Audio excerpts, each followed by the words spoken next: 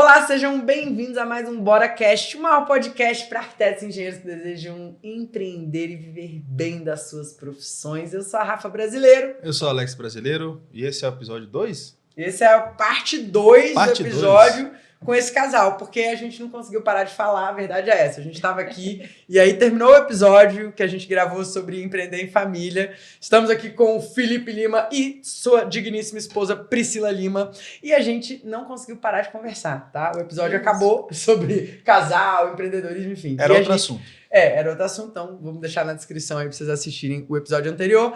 Mas a verdade é que esses dois são muito bons em algo que ajuda muito a nossa audiência, né? E a gente não podia perder a oportunidade de falar sobre esse algo. Uau. O que é esse algo, Alex? Os bichos são bons de tirar o medo das pessoas, né? É isso aí. São a maior trava da humanidade aí, aquilo que ceifa os nossos sonhos, né? A nossa prosperidade. É a frase mais dita na Bíblia, né? Não tenhais medo, né? É verdade. O homem ficou o tempo inteiro falando pra gente, não tenhais medo, né? E o povo tem medo e vocês estão ajudando a gente pra caramba, isso é lindo, maravilhoso. E eu vejo arquitetos e engenheiros que têm medo de começar, têm medo de vender, têm medo de lidar com cliente, têm medo de lidar com fornecedor, têm medo de ir na obra, né? Tem medo de aparecer na internet, de falar do seu trabalho. Então, a gente, né, pra gente começar essa conversa, vamos falar um pouquinho de onde vem os medos? Vamos falar. Bora? Vamos falar. Eu, primeiro, eu acredito que a gente chega no mundo numa prisão invisível. Então, você nasceu, aí pesa o menino e já julga. Tá pesado, tá leve, tá grande, tá pequeno. Né? Já tudo julga. Então, a gente é julgado ao longo da nossa história e rola comparação. Né? O seu filho não fala, o meu fala. O seu filho faz conta de multiplicar, o meu investe em criptomoedas. Né? Existe uma guerra, né? E se você comemorar com alguém assim, o meu filho falou papai, o meu fala papai, mamãe, tio, é uma competição. Então, de tanto julgamento, a gente aprende a se julgar. E quando eu lembro, Rafa, que quando eu era assim, tinha até os meus 18 anos, eu tinha medo de tudo. Eu vou dizer pra você o que é tudo. Dentista, agulha, escuro. Eu ficava sozinho em casa, olhava pro armário e falava de certeza que o cão tá ali dentro. Você tem medo de atum, que eu sei. Atum, não, mas atum é gosto, atum não gosta. Então, assim, os medos, eles vêm pra mim, né, rasgando o coração aqui com vocês. Se o verdadeiro amor lança fora todo medo, que é um versículo bíblico, né? Pra mim, medo é coisa do diabo. Ele usa o medo para parar as pessoas, para apagar a luz. Nós fomos criados à imagem e semelhança do Criador. Todos nós temos uma luz. Aí você bota um celular na cara de alguém, e quando você bota o celular na cara de alguém, parece que é uma arma, e a pessoa... Aí ela grava aquele vídeo, aquele story, aquela live, aquela coisa, e quando ela olha pro vídeo, ela fala, não gostei, foi claro, não é você. Porque você não é você quando você está com medo. A sua luz apaga. Então, os medos, eles são imputados na gente desde a nossa infância. Sim. E aí, o que acontece? A gente vai vivendo uma vida que 90% dos medos que a gente tem, a gente nem sabe que eles existem. É tudo sorrateiro, né, Pri? Inconsciente, né? Tudo inconsciente. Uma das formas mais, assim, consequências do medo, mais que a gente consegue observar são as inseguranças. E muitas vezes a pessoa pensa assim, para resolver a insegurança, o que é que eu preciso fazer? Estudar mais, treinar mais, né? Mas não é verdade. Deixar o tempo passar, e não é só medo. O tempo é o melhor remédio, né? Fala isso Acho pro que o tempo é o dentariado melhor pra tu ver. remédio. Fala isso com infiltração pra tu ver. Uma vez a gente foi Se no o tempo é o melhor dentista, remédio. recentemente agora, né? O cara, foi até você que indicou pra gente. Maravilhoso. Ele é top, assim, especialista. Eu nunca vi um dentista tão bom no que ele faz. E ele tem 1000 formações, ele já deu aula em universidade, ele tava explicando da rotina dele, assim. O cara é impecável. E é o que o Felipe falou, a gente não vê que é medo. Ele falou o seguinte, é porque paraquedas eu jamais pularia. Eu jamais faria essas coisas que arriscassem a minha vida. Mas assim, não é medo. Ele tentando convencer o Felipe, que é especialista em medo, que o que ele tem não é medo. Aí ele falou assim, sabe por que não é medo? Eu sinto, né, aquele calafriozinho, aquela coisinha, mas eu sei que não é medo. Tipo assim, as pessoas têm certeza que o que elas têm não é medo, mas é medo. É verdade. Né? Eu vou ter que assumir. Eu vou ter que verdade, assumir. é verdade, é um medo, é um medo. Tem uma, Tem mesmo, Rafa, tem mesmo. qualquer eu não posso falar nada no nosso grupo porque o Felipe me manda um vídeo de alguém saltando de paraquedas. Não posso falar nada. Como é que foi tu puxar, velho? Não fui eu. Eu não posso falar nada. Que ele fala assim, a gente ainda vai pular de paraquedas. Vamos saltar. Não vamos Você vai... não, tá? E você vai amar, Rafa. Sabe por quê? Eu vou te falar. Quando o salto de Não, paraquedas... eu não vou amar, porque eu não vou pular. Não, é isso vai que você acontecer. acha, mas eu vou te explicar por quê. Tu vai me hipnotizar. Não, é porque assim, agora no podcast vocês vão perceber, a Rafa vai dormir 3 segundos. 3, 2, 1. É. Mas você viu que naquele dia eu adivinhei que o pé seu que tava doendo, não foi? Foi mesmo. Uma parada, uma Foi. parada. Porque o que meu acontece? mago. Quando eu fui saltar de paraquedas, eu pensei assim, aos meus 18 anos, eu vivi uma experiência de matar o medo. Foi a minha primeira vez que eu matei o medo.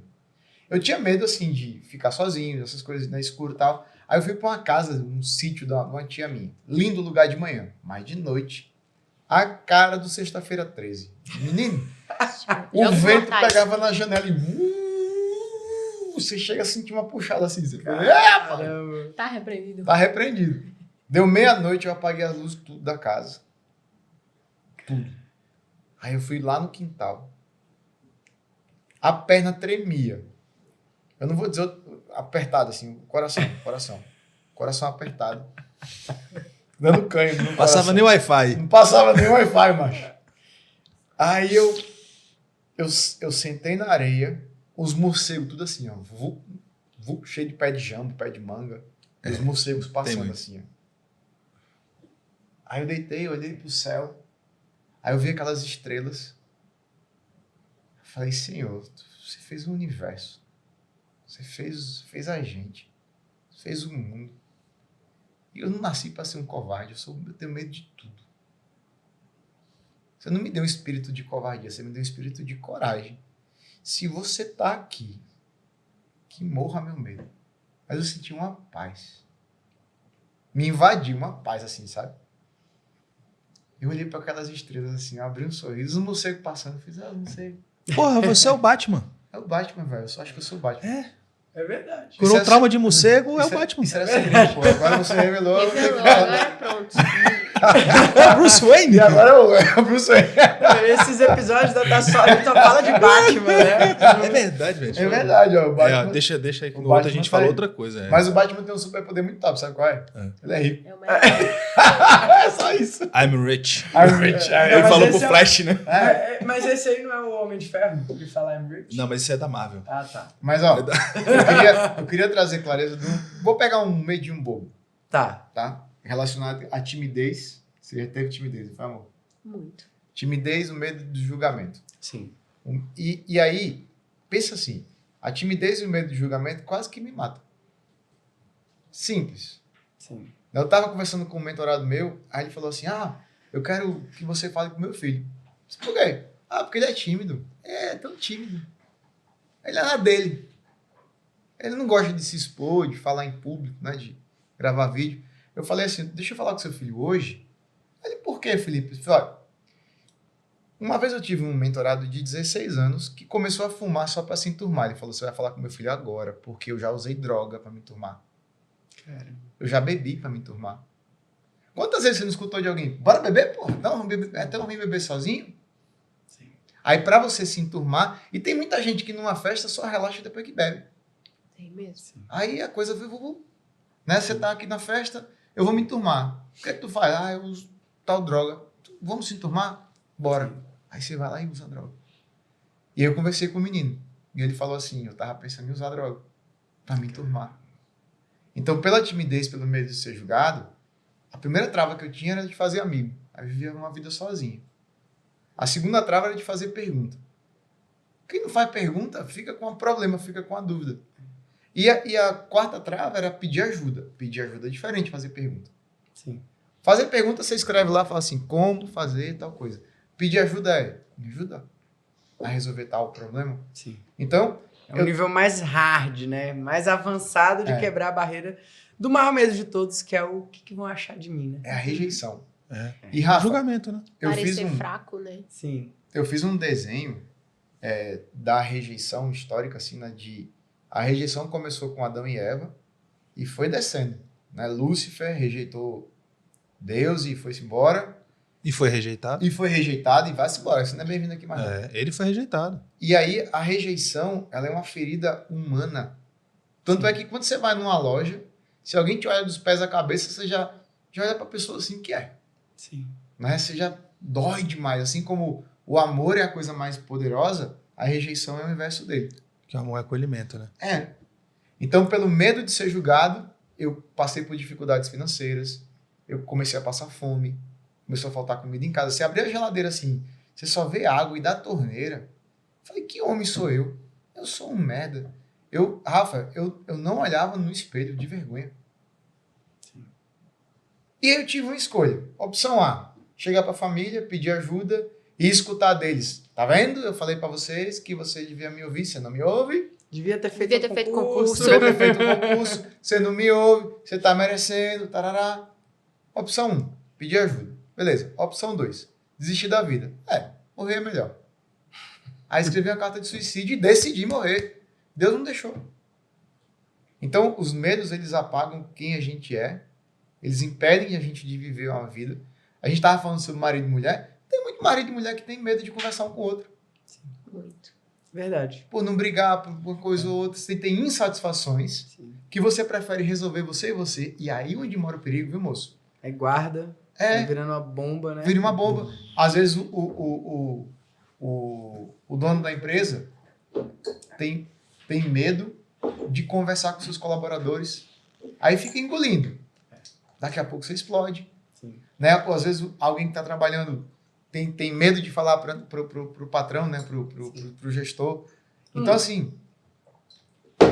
Vamos falar do medo de vender? Eu acho que esse é um medo muito comum na galera que acompanha a gente aqui, né? Sim. O medo do que vão achar que eu tô me oferecendo, porque o vendedor é mau, Que né? eu tô me vendendo. Essa coisa junta um pouco da timidez com o medo. O que você tem pra dizer aí pra galera que tem medo de vender? Medo de vender. Pri, tu abre ou fecha? Eu acho medo que de vender. tem uma coisa que você falou que me trouxe um gancho para uma ilusão que a gente carrega por muito tempo, que é o seguinte, quando você é cheio de medo, você não vê, você é movido pela coisa errada. Então, tipo assim, a esposa e o marido, a mulher que não sabe conversar com o marido, ela carrega um medo de ser rejeitada, medo de brigar, ela já vai armada. Porque ela tá movida pelo medo. Então, ela já chega impondo, ela já chega falando alto e aquilo ali faz com que aquele diálogo acabe virando um tom de discussão. E isso acontece também na gente como profissional. Eu gosto muito de contar uma história de um cachorro raivoso. Imagina que você tá diante de um cachorro raivoso, ele tá prestes a te atacar. O que você faz? Você corre ou você fica? Mas aí adicione um elemento. No meio, entre você e entre o cachorro, tá um filho seu. E agora, o que é que move você para em cima do cachorro? É o medo que vá com medo mesmo? Ou é o amor pelo seu filho? Então, o que realmente faz a gente se mover para uma coisa boa e não para destruição é o amor. É o que o Felipe falou no começo. Então, tem muita gente que carrega no peito isso. Que bom que eu tenho medo, porque foram os meus medos que me fizeram ir com medo mesmo. Mas tá errado. Você foi só pressionado e levado e você chegou até aqui apesar de. Então, quando você entende que é o amor que move, muda tudo, Sim. Né, amor? E o vender é assim, qual é o argumento? Eu assisti certa vez um filme que eu acho que vocês também já viram, que é o Ritual, que é um filme sobre exorcismo. Eu vi. Foram vocês que indicaram, eu acho, não foi? Foi vocês que indicaram, o Alex Alex. viu. E esse filme, ele não é um filme de terror, viu, gente? É um filme sobre exorcismo. É meio pesado, tem que ter uma blindagem para ver a parada. Mas a única ferramenta do diabo no filme é a culpa. Então, você imagina o seguinte, você tem uma linha histórica. Você chegou pro seu pai e falou, pai, me dá dinheiro. Ele falou, menino, você só me pede dinheiro. Pedir dinheiro é errado. Então, crença número 1. Pedir dinheiro é errado. Aí tá instalado na sua cabeça. Você nem lembra disso. Aí, número 2. A sua mãe foi comprar um carro, o vendedor passou a perna. Seu pai foi comprar um apartamento, treta. E aí você foi vendo, seu pai e sua mãe brigaram por dinheiro. Aí depois alguém chegou para você e falou, olha que se você for rico, você não vai entrar no reino dos céus. Aí depois você tava conversando, alguém falou, para de me incomodar. não posso incomodar as pessoas. Pedir dinheiro é errado. Porque quando você vende, você fala, eu vou te dar isso, tu me dá o dinheiro. Né, eu te dou isso. É como tirar pedido. Eu tirei um pedido, me deu dinheiro. Eu te entrego, você me dá. Fechou. E aí, essas pequenas coisas, a gente fala assim, ajudar, você tem que ser uma pessoa generosa, então você não pode cobrar. Sim. Né? Porque quem ajuda não cobra. Né? E paga os boletos como? Rindo para eles, para ver se paga ou não paga. Então, na hora que a gente reprograma esse passado de traumas, aí a gente tira o fogo do medo. Sim. E você olha para o vender com alegria, porque vender é criar uma ponte para servir. Se eu não vender, eu não vou servir. Aí a gente tem o medo da rejeição. Por quê? Digamos, eu vendo carro. Quer um carro? Não, a pessoa rejeitou o carro. Eu vendo qualquer coisa, eu vendo essa xícara aqui. Quer a xícara? Não. Beleza. Agora, se eu sou um engenheiro, um arquiteto, e eu vou vender o meu serviço, é como se eu tivesse, no bom sentido, né? Me vendendo. E se você disser não para aquilo, você está dizendo não para mim, você me rejeitou. E aí, a gente bate em todas as rejeições do passado. E eu arrisco dizer, na rejeição primeira, na dor da rejeição, da falta de amor. Por isso que o amai-vos uns aos outros é o segundo mandamento mais repetido, né? Depois do não tenha medo. Quando você... Se eu tentar vender alguma coisa para a Rafa e a Rafa disser não, talvez eu me sinta rejeitado como eu fui rejeitado pelo meu pai quando eu fui jogar bola e ele não foi ver. Talvez eu seja rejeitado pela minha mãe quando ela me comparou pelo meu irmão e falou que meu irmão era mais legal que eu. Então você acessa todas as rejeições de uma vez só, na hora de uma venda que não acontece. Por isso que é uma dor insuportável. É isso mesmo. E os arquitetos e engenheiros, eles não conseguem separar o eu do trabalho, porque amam muito o que fazem. A gente ama muito o que faz. Sim. Então, existe uma confusão. A gente fala muito para os nossos mentorandos, você não é o seu trabalho. O seu trabalho é uma obra que você realiza. Isso. Mas você não é o seu trabalho. Quando um cliente te der um feedback, ele está te dando um feedback do seu trabalho, em geral, né? A não ser que você tenha sido estúpido, ríspido, né? Uma pessoa ali deselegante, mas em geral, o feedback, não gostei do projeto. Cara, eu não gostei do projeto. Não é que eu não gosto da Pri. Como eu se não gostei aquilo do fosse projeto que é perfeito. Como se aquilo fosse uma extensão do teu eu, né? E Sim. pessoas assim, não é pessoa novinha. Sim, né? A pessoa já não tem nada a ver. Muitos anos de mercado. Anos de mercado. E você vai ali dar um feedback de alguma coisa, né? Do trabalho. Sim. Ou e essa coisa do processo de venda em si, né? Tem gente que tem medo de vender e não dá conta de entregar.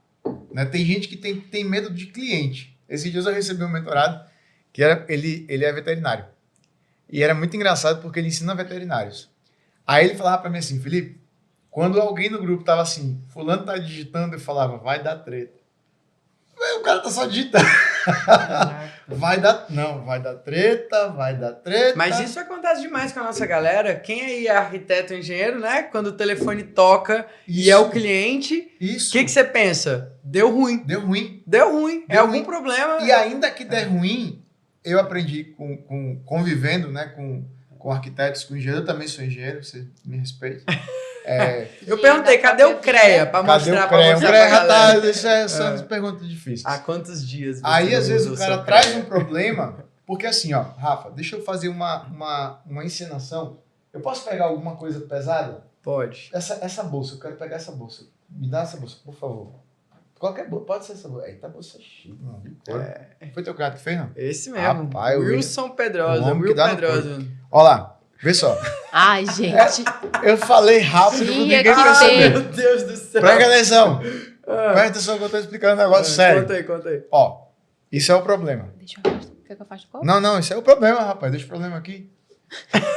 Ó, isso é o problema. Presta atenção. Isso é o problema. Isso aqui é o medo do problema. Tá, só pra vocês entenderem. Posso fazer a legenda? Pode, tem gente que tá só ouvindo no Spotify. Tem gente Pode. Tem uma bolsa em cima do copo. Isso, tem uma bolsa pesada de couro em cima do copo. Grande em cima do copo. Então, o que acontece? Quando a emoção, o medo, a pressão tá em cima do problema, você não vê o problema, você só vê o medo. Aí o cara liga e fala, por que o negócio que vai dar um mármore não chegou? Aí você fala assim, o que porque eu tenho a ver com o mármore.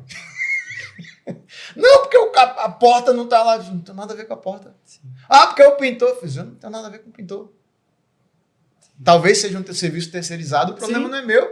Sim. Eu chamei o cara, contratei o cara. Sim. E ele errou, às vezes essa bucha não é minha. É verdade. Né? Como diz a querida Thais Norella, ela fala, não é a minha vez de entrar na fila da culpa. A culpa é do outro. Não é a minha vez, ela tá do lado. Não é a minha vez. Próximo episódio aí, vai ser quando você tá com medo, você fala assim, eu faço tudo que você quiser. Quer um braço? Isso acontece muito, cara. Eu faço qualquer coisa que você quiser para você ficar feliz comigo. A culpa não é sua. Então, se você tem medo, você não consegue olhar para o fato. Eu tava vendo aquele filme A Travessia. Você já viu esse filme do cara que atravessou as Torres Gêmeas? Não. Eu não vou recomendar filme para Rafa, vou recomendar só para Alex. Porque eu durmo. Porque você dorme nos filmes. Aquele melhor jogo da história, você metade. Até hoje eu não terminei. Imperdoável. Não vou perdoar você. Eu vou assistir sozinho, velho. Fico esperando por ela. Fica me esperando. Então, o medo, ele faz com que a gente não tenha clareza de pensamento.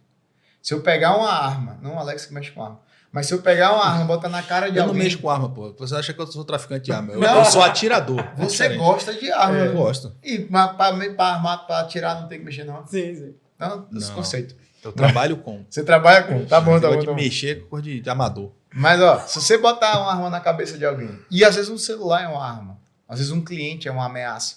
Sim. Se você botar uma arma na cabeça de alguém e falar assim, fala teu WhatsApp, ou eu puxo o gatilho, WhatsApp, a pessoa não fala WhatsApp. Eu já fiz isso em várias palestras, de botar o dedo na cara do cara e falar assim, fala seu nome. E eu gritando na cara, fale seu nome, o cara... Falar o quê? O seu nome, porra. É simples. É João. O cara não sabia o nome dele. De tanto medo. Sim. Então, coisa simples, né? O medo faz com que você torne 1 quilo 1 tonelada. Um problemão. Você não olha pro problema, você olha pro medo. O problema tá aqui. Você sabe que isso aconteceu com a gente na Califórnia. A gente foi fazer uma travessia de Los Angeles para Monterey. Contrário, de Monterey para Los Angeles. E a gente queria muito passar na rota que é esqueci o nome lá da... Big Sur. Que é famoso, que é um lugar maravilhoso, as montanhas, o Pacífico e as focas ali, o leão marinho, é uma coisa maravilhosa. E eu lembro que a gente fez um esforço muito grande para pegar aquele caminho, porque eu sou a pessoa do planejamento, do controle, né? Planejei que a gente ia passar por aquela rota. E tem 2 caminhos. Tem a One, que é uma via expressa, para dentro, tem o Big Sur. E eu lembro que naquele dia eu botava no Google Maps e tentava no Waze e a coisa não deixava a gente ir pelo Big Sur. E eu falei, mas eu quero ir pelo Big Sur. Então eu peguei em todos os pontos turísticos que tinham no meio do Big Sur e saí montando a minha rota para que eu conseguisse ir pelo Big Sur. Tá. E aí a gente chegou... Não tava deixando porque tava impedido. Pois mesmo. Mas você já deu spoiler. A gente descobriu isso depois de 1 hora. A rota estava com deslizamento de terra, de rocha, pedras caíam, pedra, não é terra, não é tempestade, rocha mesmo. E não podia passar por aquilo ali. E a gente descobriu 1 hora depois porque a gente chegou numa barreira, que ali realmente existia uma barreira fechado. Que não deixaram a gente passar. E eu lembro que era uma via muito tortuosa. Pirambeira mesmo. O Pacífico ali do lado. A gente tinha um carro muito grande. A gente alugou uma minivan, né? Estrada estreita. Estrada muito estreita. Uma chuva, um perigo. O mar longe, velho. O mar lá embaixo. Cara, era desesperador. E eu olhava aquilo ali e, ao mesmo tempo, eu tinha um maravilhamento de ver aquilo, né? Como uma criação de Deus ali. Foi bem no momento que eu tava buscando essa espiritualidade. E eu via Deus ali, em cada cantinho eu via Deus, por mais perigoso que fosse. Mas, ao mesmo tempo, eu tremia mesmo, assim, de medo do caminho. E eu lembro que a gente parou num posto para abastecer, porque aí no meio do caminho a gasolina começou a acabar também, então foi muito louco. Porque a gente tava contando que a gente só ia, só que a gente teve que ir e voltar. Bateu lá e falou, não, vocês vão ter que voltar tudo agora. E aí foram mais de 3 horas, as crianças com fome, tudo fechado, chovendo. Enfim... E eu parei no meio de um caminho, a gente no posto, eu virei pro Alex e falei assim, como você dá conta? Porque ele tava dirigindo. E ele me falou uma coisa que, cara, ficou na minha vida, assim, mudou a minha vida em relação aos meus medos dali em diante. Porque ele falou, eu sou uma pessoa com medo e uma pessoa sem medo. E eu estou aqui pra cuidar de vocês. Vocês são a minha família. Eu tô com os meus 2 filhos. Na época o Joaquim tinha 6 meses, Maria tinha 8 anos. Eu, minha esposa, meus 2 filhos. Eu nos Estados Unidos, num país estranho, né? Se eu tiver medo aqui, eu não vou dirigir como eu deveria. Então eu vou deixar de ser a minha melhor versão porque eu vou ter medo. Então eu não abro o espaço pro medo. E ali eu mudei muita coisa, eu voltei pra Brasília ali, eu tinha medo de agulha, você falou que tinha medo de agulha. Eu falei, cara, eu não vou... se eu não ganho de uma agulha, eu vou ganhar de quem? Sim. Isso é Sim. verdade. E foi incrível porque, assim, a Pri também saltou comigo de paraquedas. Deus me livre, isso aí a gente vai ter que resolver numa sessão de coaching. Vamos travar. Mas, assim, até falei pro Cadu Salviano, nosso amigo, né? Falei pra ele, Cadu, quer saltar de paraquedas? Ele falou, Deus me livre, eu não vou nada. Eu falei, ó, quem tem medo de saltar de paraquedas tem medo de escalar. Aí ele falou assim, chegou pra mulher... Não tô falando de subir o Everest, meu filho, eu tô falando de pular. É o contrário, você tá olhando a coisa pelo ângulo errado. Aí quando eu disse isso pra ele falou assim, mas assim, amigos que... Vocês conhecem outras pessoas que já pularam de paraquedas? Sim. Não, saltaram de paraquedas? Sim, meu pai era militar, né? Ah, não, aí não. Conheço muito. Aí não, conheço muito. Eu não conheço, não. Só Não, fazia parte do treinamento, inclusive. Não, mas tem que ser um negócio raro, né? Doido mesmo, só Mas vocês. muitos. Tem que ser uma coisa rara. Mas, Rafa, acho que era o contrário. Tipo assim, alguém não saltava nessa época? Não, ninguém. Todo mundo saltava. Tinha os taifeiros, né, galera? Isso, eu acho que é melhor a gente encerrar aqui, porque eu não vou falar paraquedas. sobre paraquedas. Não, então mas a Pri saltou e eu percebi assim que quando a gente foi viver a jornada, ela sentiu medo. Conta um pouco, Manu, sobre a experiência do paraquedas. A experiência do paraquedas foi mais eu ter poder de escolha. Porque como eu era muito refém desses medos, de insegurança, eu não tinha poder de escolha. Eu escolhia o que sobrava depois do medo. Tipo assim, o medo ocupava o espaço, o que é que sobrava que não me dava medo? E geralmente não são as coisas melhores. As melhores coisas vai ter que exigir que você não tenha medo. E aí eu fui por poder escolher saltar. Mas na minha cabeça eu falei assim, que negócio de gente idiota. Mas eu vou fazer, porque eu escolho fazer. Eu me desafiei em relação a isso. Mas uma coisa que eu acho incrível quando a gente tá falando de vender mais, é uma coisa que a gente também ensina, que é o seguinte.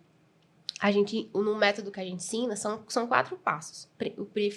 Que o Felipe explicou bem no começo de o medo te conecta com alguma coisa do seu passado. Isso é fato, você sabendo disso ou não. Sim. Aí depois você faz a limpeza, o processo, você fortalece. E o 4º passo, que é o que quase ninguém vive, que são as pessoas que ficam lá na autoajuda, pessoas que ficam fazendo terapia, compram um cursinho aqui, uma coisa ali, tenta melhorar de profissão assim, assado, mas não paga o preço de verdade. É o mendigo digital. Viver o enfrentamento. É o mendigo digital, né? Que fica ali só na amostra grátis. E isso foi uma coisa que eu comecei a destravar depois que eu entrei no digital. Eu comecei a empreender, que é o seguinte. Como você vende coisas auto-ticket se você não é um consumidor de auto-ticket? E como você se sente quando você paga não caro, mas você investe alto.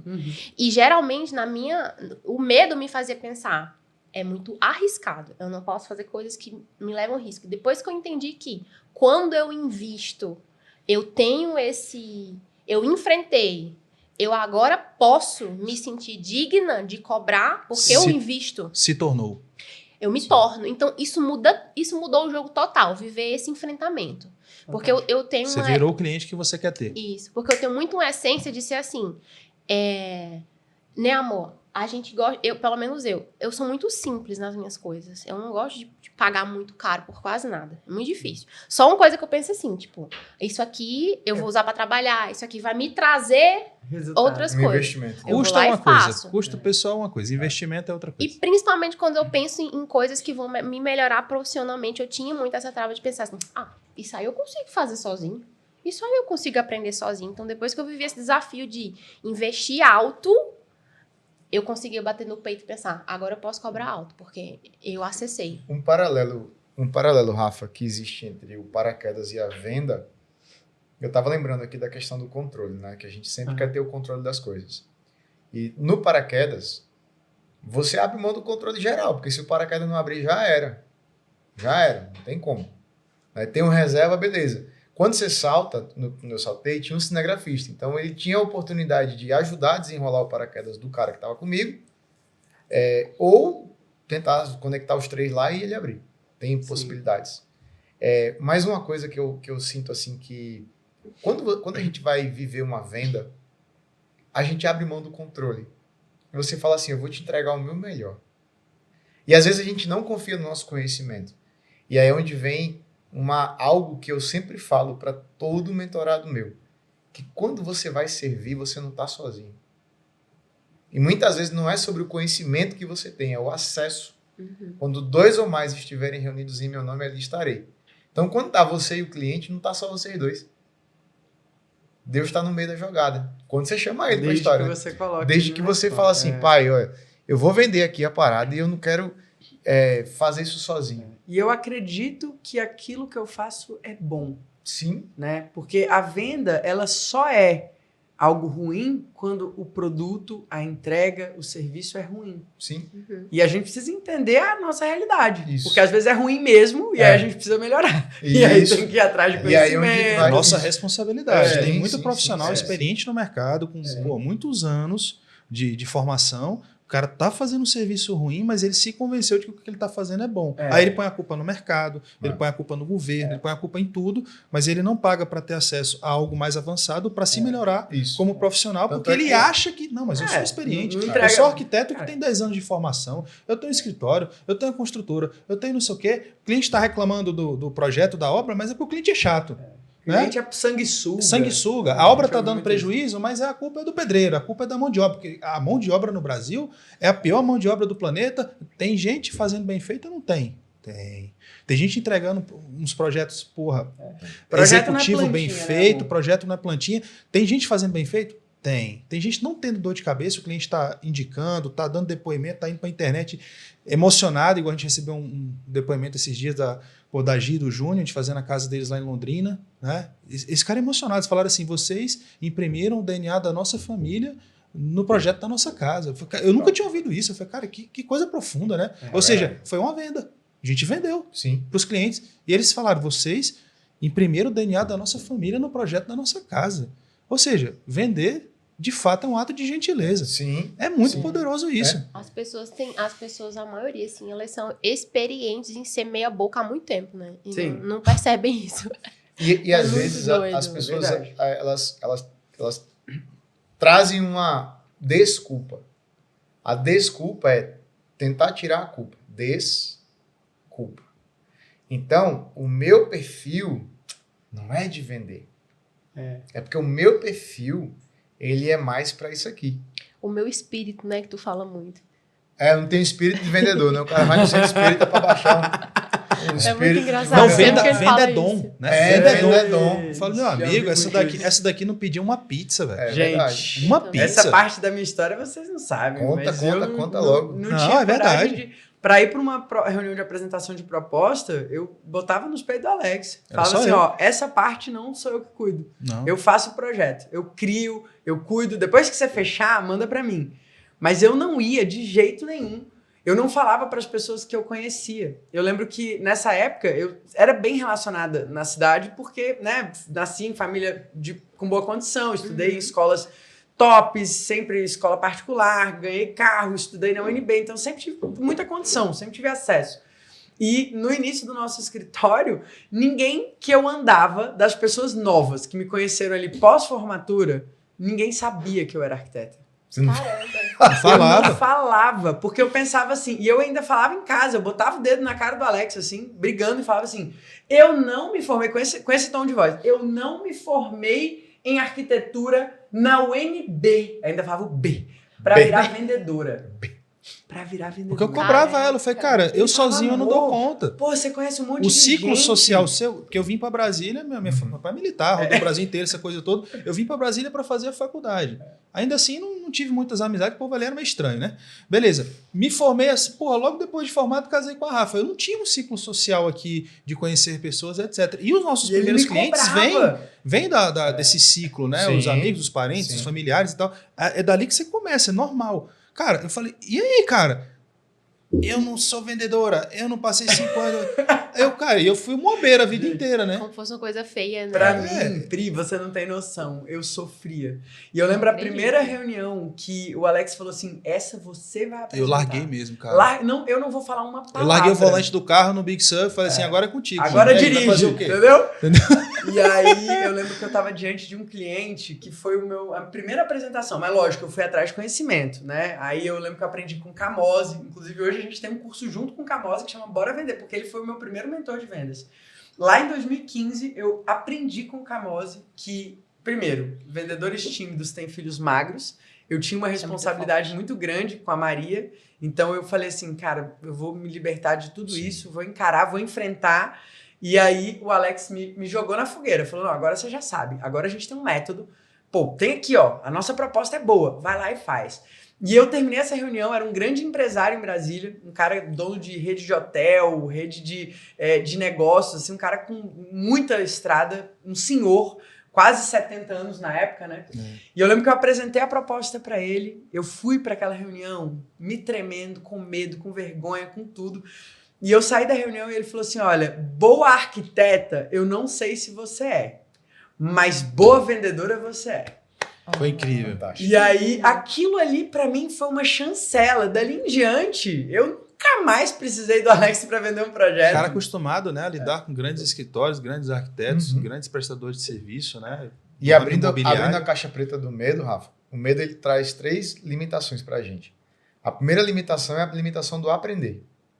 A gente fala assim, eu não tenho perfil para isso, não sou assim, cada um é de um jeito. A pessoa nem se dá o pensar assim, por que muita gente não quer aprender sobre investimento? É medo. Sim. Aprender a falar inglês, aprender a falar um novo idioma.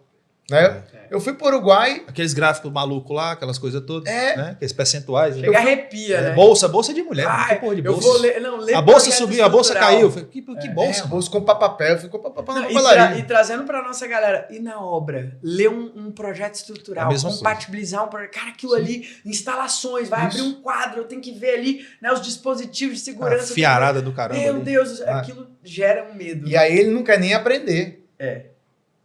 Ele não quer nem chegar para alguém e dizer assim, tu sabe isso aí, me mostra aí como é que é a parada, eu vou buscar conhecimento e se inscrever em treinamentos e mentorias que possam qualificar para isso. Então, o primeiro bloqueio é do aprender. A pessoa trava para aprender. Uma vez uma mentorada minha falou assim, Felipe, esse Telegram é terrível. Eu falei, moça, se tu perder pro Telegram, tu vai ganhar de quê? Foi ela o que eu pensei. É mesmo, né? Foi o que eu pensei pra uma agulhinha desse tamanho pra tirar sangue. Eu falei, cara, se eu tô perdendo pra uma agulha, eu vou ganhar de quem nessa vida? Então, assim, ó, pro pessoal de casa que tá nos vendo e ouvindo, se pergunta assim, quais são as coisas que eu nem cogito que eu quero aprender? Eu nem cogito. Tem coisa que você fala assim, eu quero, mas não vou. E tem coisa que você nem se dá o trabalho de perguntar, dado o medo de parecer burro. Aí o segundo passo é o agir. Tem muita gente que aprende, mas não bota em prática. Aí é o medo de errar, ser julgado, passar vergonha, não tô pronto, perfeccionismo. Sim. E o terceiro ponto é a conexão com gente que entra ao vender, o se expor. Quando a gente gera conteúdo nas redes sociais, a gente, né, manda nossa mensagem e se conectar com gente, isso é a possibilidade da rejeição. Ser julgado ali, ser avaliado. Então, não gostei de você, o hater, né? Quando você quebra essas 3 coisas, o medo de aprender, você aprende qualquer coisa. Botar em prática. Às vezes tem gente que sabe pouco, mas o pouquinho que sabe, bota tudo em prática. Tem resultado. E o terceiro item que potencializa o aprender e o agir é o se conectar com gente. É por isso que toda vez que alguém entra numa mentoria, num curso, eu vou aprender muita coisa aqui? Vai. Mas para mim isso não é o mais importante. Vai potencializar a sua capacidade de agir. Por quê? Porque vai estar todo mundo, terceiro item, todo mundo agindo e você vai ter para quem pedir ajuda para colocar em prática. Tem um amigo meu que ele fala que até para você ser corno, você precisa de 2 pessoas. Então nunca tenta fazer nada sozinho. Vou fazer sozinho, vai se lascar. Muito bom. Mas eu sei. Não vai dar conta nem de ser corno. Se você tiver corno, se você tiver mais um, não dá para ser corno. O alto corno não existe. E fazendo do jeito errado também, né? Porque tem muito profissional que fala, mas o mercado tá muito difícil. Porque empreender é muito difícil. Aí você pergunta pra pessoa, mas como é que você capta cliente? Aí você vai ver, a pessoa pega um copy padrão, Sim. Faz Ctrl+C, Ctrl+V, não bota nem o nome da pessoa e manda lá no direct, manda uma mensagem no WhatsApp. No nosso mercado é os panfleteiros digital. Panfleteiro É o arquiteto e o engenheiro que estão pegando, sabe aquela plaquinha no poste que faz assim, ó, faça consultoria por R$250. Nossa. Já viu? Eles pegam isso e fazem post. Cara, eu recebo isso. Basicamente é Não, isso. mas isso acontece não é só com o profissional, com o autônomo, não. Eu recebo, às vezes, no direct ali das nossas empresas, a gente começou a ganhar visibilidade, aí as marcas vêm, né? Cara, você recebe esse tipo de comunicação infantil de empresa grande. Sim. De empresa grande. O cara, olá, somos a indústria não sei o quê, trabalhamos com perfil não sei o quê, não sei o que lá, não sei o que, não sei o que lá, não sei o que, não sei o que lá. Queremos marcar uma reunião para apresentar os nossos serviços, os nossos produtos, os nossos não sei o que, e pagamos não sei quantos por cento de não sei o que lá. Eu falei assim, porra, mano, isso aqui é panfleto digital. O que eu ganho com isso, né? Que o Kiko, mano? É muito Kiko. foco. É só o que Kiko, tem. eu vou parar minha empresa para, entendeu? verdade, Vou parar meu verdade, tempo para verdade. ficar ouvindo você, para Aí você... realmente tem que ter medo de vender mesmo. Brincadeira, gente. É Não brincadeira. tem que não, Não, tem que não, não. não, não, É melhor fazer assim, mais ou menos, mas fazer Eu alguma vou te falar mais, mesmo essa comunicação que no ponto de vista nosso é uma, né, infantil, né, que não tem nada de persuasivo nisso, né, se o cara fizer num grande volume, ele ainda vai fechar a venda. Fecha. Por quê? Porque Fecha. ele abriu mão desse medo de, se eu receber ou não, o Alex não quis, mas eu mandei para outros 1.000, daqueles 1.000, 10 marcaram a reunião, dos 10 eu fechei um. Sim. Igual a Beleza. galera que manda currículo via mala direta e você vê o nome de todos os escritórios que a pessoa mandou, né? Gente. Aí você tá lá, tá junto, é verdade. Mas E é corajoso. é a pessoa corajoso, tem sim, um ato sim. de coragem. E às vezes tem daqueles escritórios ali que tá precisando naquele momento E vai dizer, vem. vai falar, vem aí. E é aquela história, né? Tem gente que fala assim, o não eu já tenho. Eu falo, não, você não tem nada. Se você não tentar, você não tem nenhum não. É verdade. Cara, forte isso. E o não é legal pelo seguinte, quando você recebe um não, aí lembra da história do copo, né? O copo tá aqui, isso aqui é o não. O medo do não é gigante em cima do copo para quem tá ouvindo. Então, o medo do não é 10 quilos, o copo pesa 100 gramas. Tá aqui. Quando você olha pro não, aí você fala, beleza, não, por quê? Por quê? É o feedback, né? O que precisa mudar aqui para ter sim? Muda, tira isso aqui e bota sim. Tá bom. Thomas Edison, quando estava buscando inventar a lâmpada, né? Ele errou mais de 3.000 vezes, não foi isso? Por aí. 10 mil, Mas- sei lá. E ele disse Todo mundo conta muito história diferente. sabiamente, né, de que aquilo ali não desmotivava ele porque ele sabia mais uma forma de como não fazer. Isso. E foi para mais um passo, mais um passo. Então a gente tem que gostar. O medo do errar é desumano, porque errar é humano. Quando você gosta de... não é que você vai gostar de errar, você vai provocar o erro. Sim. Mas quando você não tem compromisso com o erro, você não tem culpa, você não tem julgamento, você tem um perdão prévio do erro, você erra, aprende, evolui e faz de novo. Porque a gente só aprende mesmo no erro.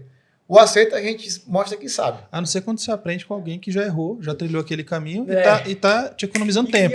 E ó, vou falar uma coisa. Quantas vezes a gente já não falou o tanto que a gente honra e ama os nossos primeiros clientes? Porque a gente errou demais com eles. Sim. Erramos no nos projeto, deram erramos na obra, Eles nos deram grande oportunidade de chegar ao que a gente tem hoje, que é o Método Bora, que ajuda mais de 30 mil alunos no Brasil e no mundo. Porque se não fossem esses erros do passado, se não fossem as nossas travas, o medo de vender, o erro do contrato, o erro de falar pro cliente que eu vou resolver a vida dele, porque eu tenho medo de... parece que eu vou ser até babado, gente. Cara, você falando aí era eu lá atrás. O É. cliente ligava aqui e falei, não... Não, sou eu, a culpa é minha, porque a culpa o- manda pra mim.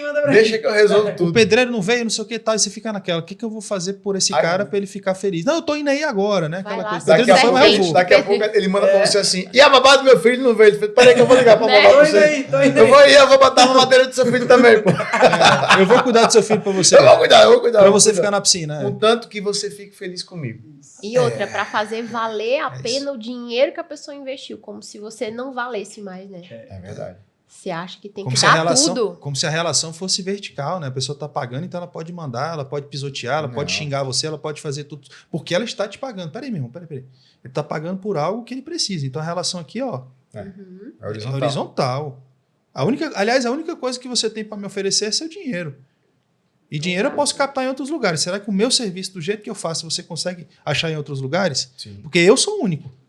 Eu, Alex, alguém que faz um método que aprendeu comigo pode fazer igual, mas ser atendido por mim É único. é único, cara. É único, acabou, não tem conversa. Isso entendeu? é valorização, né? A autovalorização, né? Os nossos alunos têm muita dificuldade de valorizar, a galera que segue a gente, né, de entender o valor do seu trabalho. Sabe por quê? Uma coisa que você falou no início, a gente não valoriza porque como a gente sabe fazer aquilo ali, principalmente, né, arquitetos, engenheiros que, fazer obra, cara, por que o cliente vai me pagar isso se é tão simples? Para mim.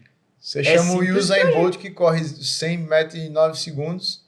Né? Eu lembro que a Pri, quando a gente se conheceu, uma das coisas que eu percebi que ela desenvolveu muito rápido foi a autovalorização. O que é a autovalorização? É a frase que rasgou minha carta de suicídio. Enquanto você não souber o seu valor, a vida nunca vai te dar tudo que você poderia ter. É você valorizar o seu esforço, é você valorizar o seu empenho, é você se ver com amor.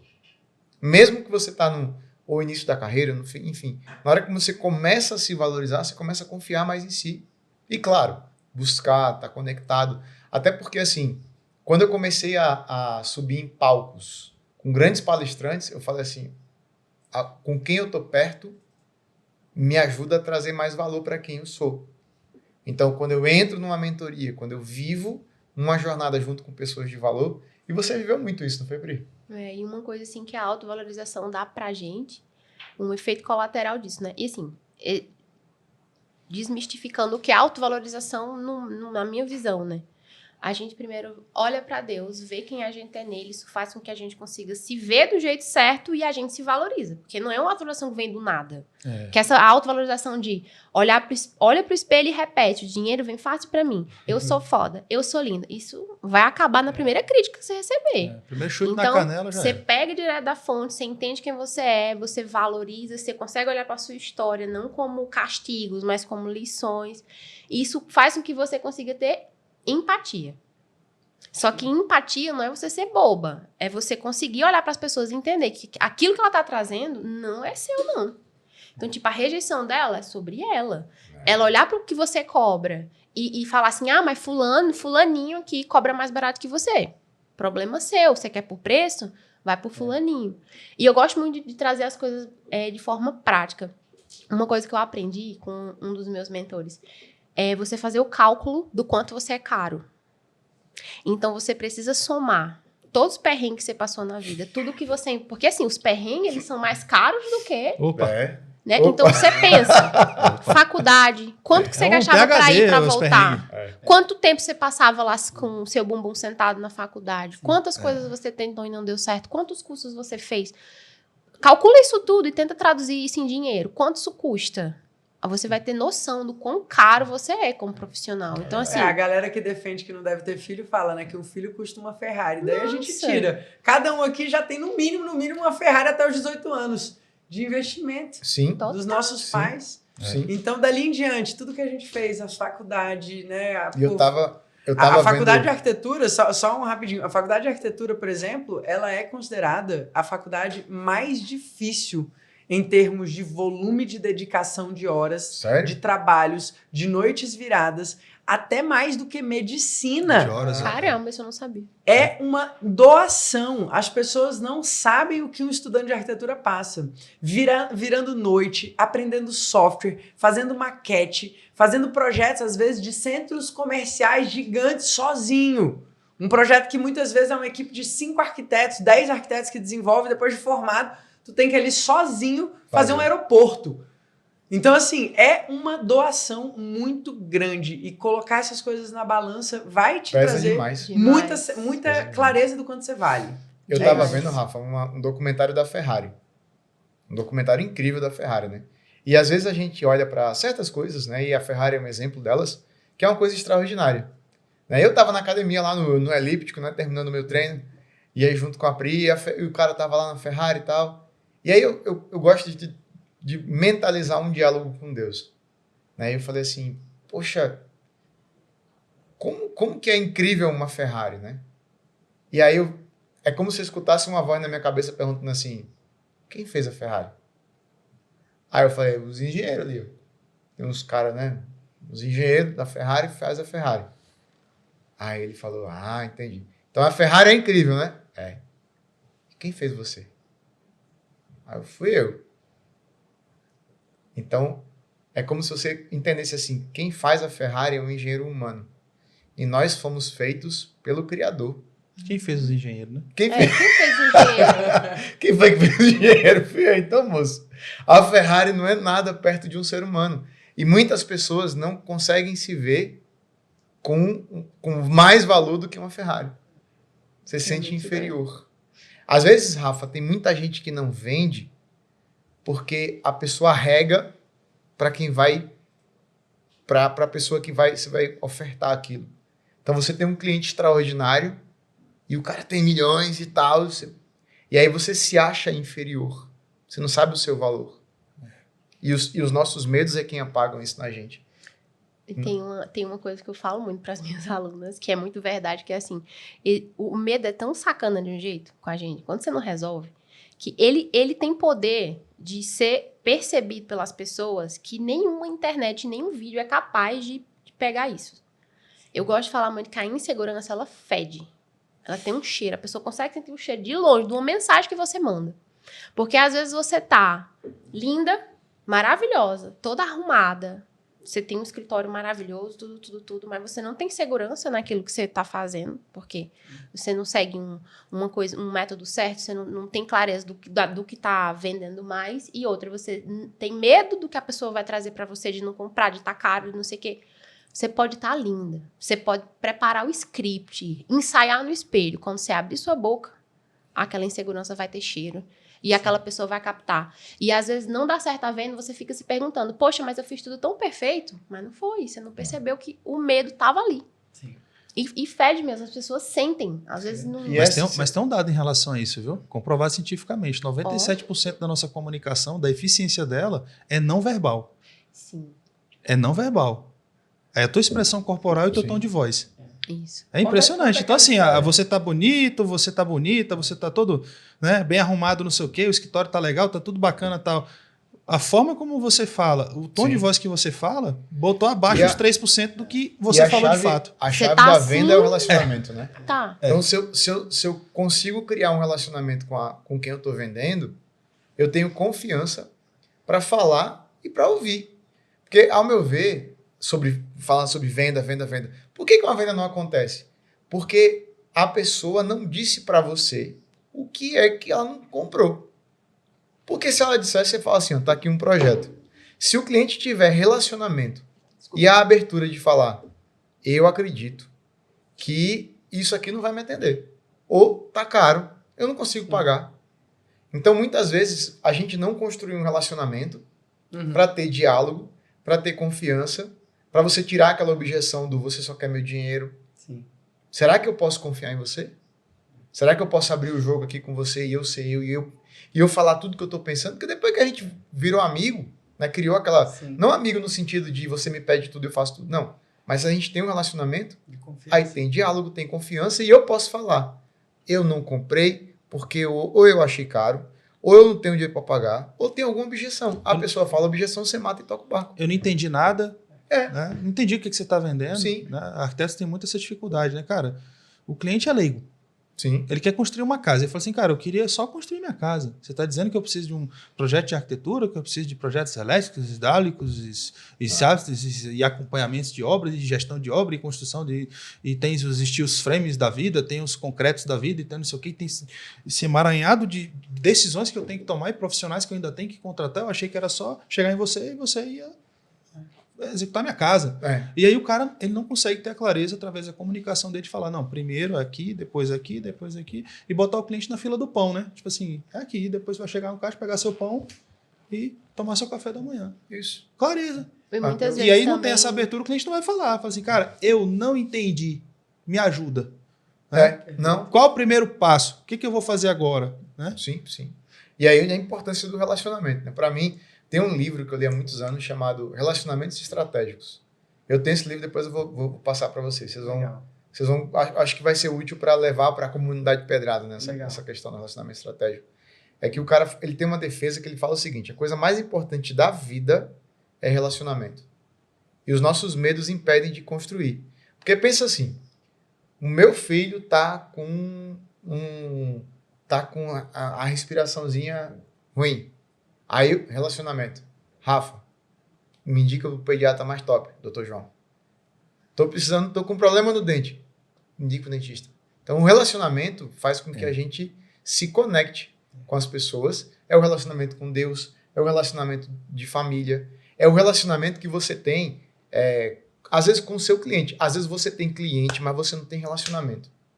Deu treta, se der problema na obra, olha aí, até um problema agora, deu um negócio aqui. Falou em treta. Falou em treta, a treta aconteceu, tô dizendo. Então, ó, deu treta e você tem relacionamento, a pessoa já chega na maciota, vai dizer, olha, vamos tentar resolver, deu um problema. Se deu problema e você não tem relacionamento, é uma mera transação financeira. A pessoa vai chegar com tudo. Não tem tolerância.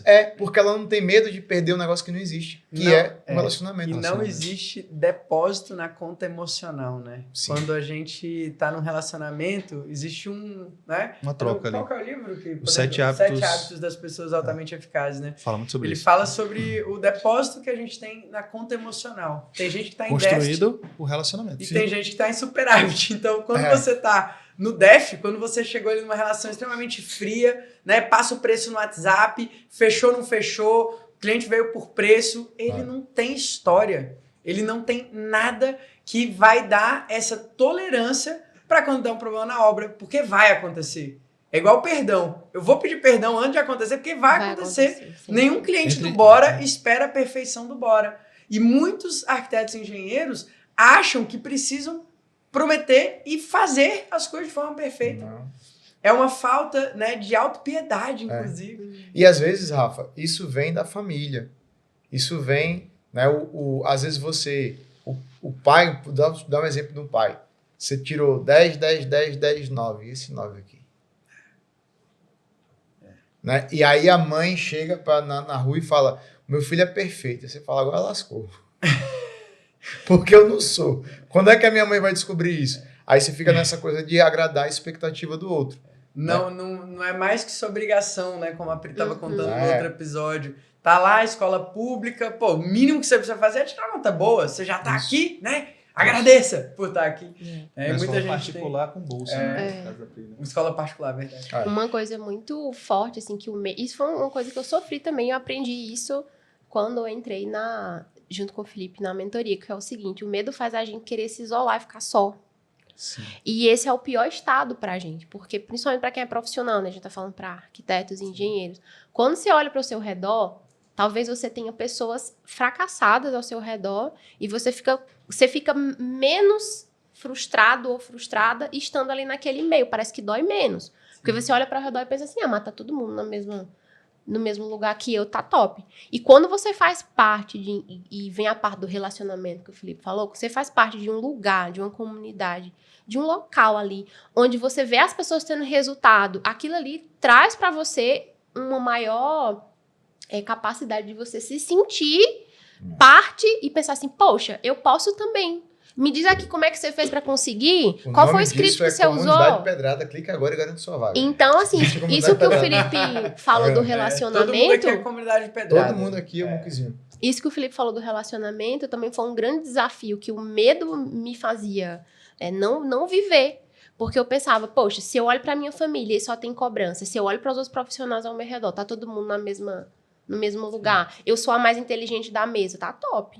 Eu não entendia que o medo me fazia não querer estar no lugar onde tinham pessoas que sabiam mais que eu. A gente quer ser o rei ou a rainha dos condenados, né? É tipo assim, cara, eu quero estar em algum lugar em que as pessoas sejam menores, piores, mais medíocres, porque aqui eu me sinto gente. Aqui eu tô quase dando mentoria, né? Se eu trocar de mesa e eu me sentir o mais burro, eu fico desconfortável, eu tô vendo todo mundo tendo resultado, e aí aquilo, em vez de inspirar você, te coloca num estado de paralisia, de dor, né? Você fala assim, cara, né? Até a Pri comentou, né? Falou, cara, eu comecei a sentir dor física. Sim. Porque a situação ali, me incomodou demais, né? E aí você, cara, eu tenho que fazer alguma coisa em relação a isso. Minha percepção de mundo tá totalmente equivocada. Eu tenho que estar em lugares que me façam crescer. Né? E com essa, vou fazer uma chamada para o nosso último episódio, que a gente falou muito, né? Soma muito as coisas. O assunto de medos, o assunto de família, empreender junto, de estar num ambiente que que é bom, um ambiente que te propulsiona, né? Tudo tá muito conectado. Então, quem não assistiu o episódio anterior, vai lá, que a gente vai deixar o link aqui. E se você chegou até aqui, manda aí uma hashtag Bora Sem Medo, se você tá ouvindo a gente no YouTube. Coloca aí, Bora Sem Medo, porque o medo, ele aprisiona e a gente tá aqui para ajudar vocês a viverem bem das profissões de vocês. Felipe, Pri, maravilhosos, que participação incrível, né? 2 episódios aí com muita dica pedrada pra galera. E fica o convite aí pra gente seguir nessas conversas. Acompanhem esses 2, que eles são fantásticos, são pessoas da nossa família hoje, eu posso dizer isso. Então, estamos juntos aí, pessoal. Até o próximo episódio. É isso aí, não falaram os Instagrams, hein? O Instagram. Arroba eu, Priscila Lima. E eu não tenho Instagram, mentira, é o arroba lima.felipe. Daria pra cortar o final do episódio passado e botar nesse também. Arroba lima.felipe. Manda um lá. Beijo grande, até o próximo episódio. Tchau, tchau.